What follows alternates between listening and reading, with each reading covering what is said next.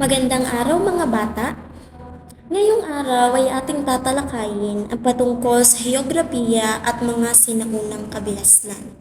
So tara, sabay-sabay nating tunghayan ang araling ito. Sa ating pagsisimula, atin munang alamin ang kahulugan ng heograpiya. Kapag sinabi nating heograpiya, ito ay ang pag-aaral ng patterns and process of human and environmental landscape, where landscape comprise real and perceived space. In other words, ang heograpiya ay ang paglalarawan sa ating mundo o sa ating daigdig. Inilalarawan nito or pinag-aaralan ang ating mundo or ang ating kapaligiran. Dahil ang tao or ang kasaysayan ng tao ay palagi siyang nakikisalamuha sa kanyang kapaligiran. Ang mga kakaibang hamong dulot ng kapaligiran ang nagtulak sa mga sinaunang taong tumugon gamit ang kanilang pagiging malikhain upang magwagi sa pakikibaka upang mabuhay. Meron tayong dalawang pangunahing sangay ng heograpiya. Una ay ang cultural geography or human geography at ang physical geography. So ating isa-isahin ito. Cultural geography or human geography. Ito ay nakatuon sa kultura ng tao at ang epekto nito sa ating mundo. Pinag-aaralan dito ang wika, arkitektura, agrikultura, relihiyon, pagkain at iba pang aspeto ng kultura at kung papaanong ang mga ito ay itinuturing na produkto ng pakikisalamuha ng tao sa kanyang kapaligiran at kung paano nito nababago ang kapaligiran. So dito nakapaloob kung ano yung mga paniniwala, ano yung mga kultura na sinusunod ng bawat grupo or pangkat ng mga tao. Sunod ay physical geography. Ito naman ay nakatuon sa mga likas na katangian ng ating mundo.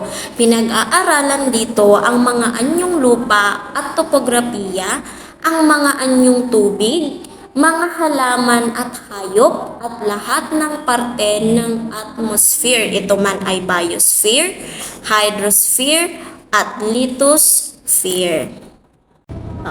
Dito naman sa physical geography, nakatuon ito or nakafocus doon sa mga katangian ng ating mundo. Nabanggit dito na pinag-aaralan yung biosphere, hydrosphere, and lithosphere. Ang biosphere po, doon makikita natin yung mga buhay or mga buhay na nilalang dito sa ating mundo. It's either mga hayop, mga tao, or ano pa mang mga buhay na nilalang dito sa ating mundo.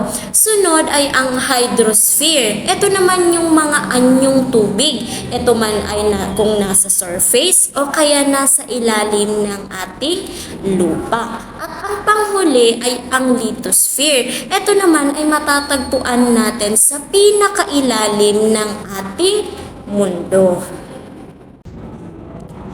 Bukod sa dalawang sangay ng heograpiya, meron din tayong 5 tema ng heograpiya. Ang una dito ay ang lokasyon. Ang lokasyon, ito ang nagtatakda kung saan matatagpuan ang isang lugar. Okay, meron tayong dalawang paraan kung paano maitatakda ang lokasyon ng isang lugar o ang absolute location. Kapag sinabi natin na absolute location, ito yung eksaktong lokasyon ng isang lugar. Ang una ay ang GPS o Global Positioning System.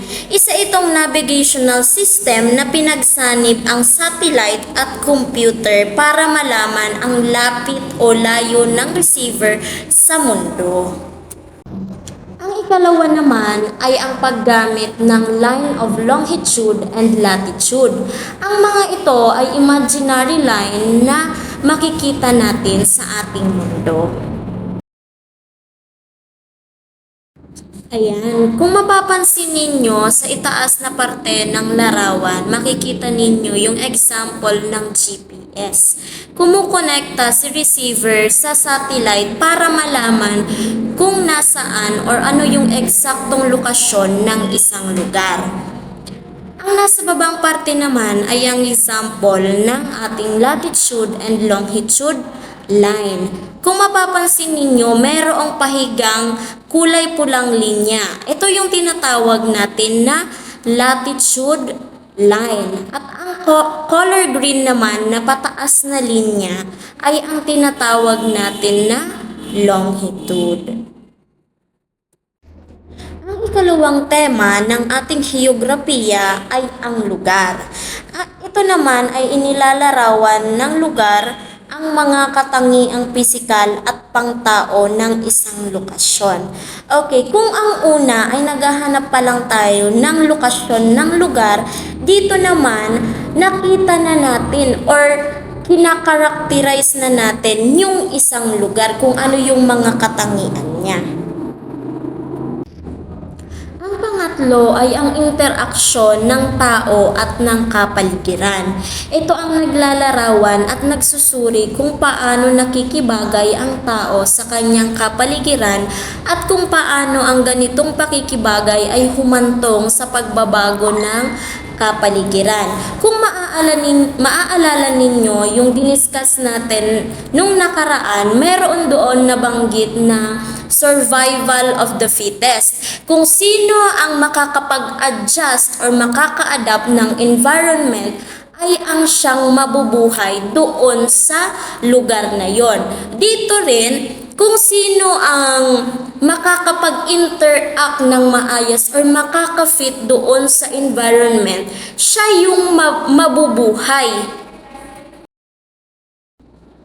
Pang-apat ay ang pagkilos. Ito ang nagbibigay paliwanag kung paano ang tao, mga ideya at mga hayop ay nakakalipat mula sa isang lugar patungo sa ibang lugar. Ito rin ang nagsusuri ng iba't ibang salik na nakaka-impluwensya sa ganitong pagkilos tulad ng migration o pandarayuhan sa ibang lugar. Ang pagkilos ay ang nagpaliwanag kung bakit nag-migrate or nagkaroon ng migration yung mga tao or yung mga species. Maaaring nag-migrate sila dahil wala ng pagkain doon sa tinitirahan nila o baka naman ay merong harm, merong panganib doon sa lugar na tinitirahan nila kaya kailangan na nilang lumipat sa ibang lugar. At ang panghuling tema ay ang rehiyon. Ang konsepto ng rehiyon ay nagmula sa pagpapangkat-pangkat ng mga lugar batay sa pagkakatulad ng kanilang katangian. So, di ba sabi ko, yung iba ay nag-migrate. Doon sa pagmamigrate nilang yun, nakabuo sila ng mga pangkat. Yung mga pangkat na yun ay meron silang pagkakatulad. Pareho yung mga pinaniniwalaan nila. At dito na nagtatapos ang ating talakayan. Sana ay meron kayong natutunan sa araw na ito. At para sa inyong mga gawain, pakibasa na lamang po at sagutan ang gawain na ito. Yun lamang sa araw na ito. Goodbye!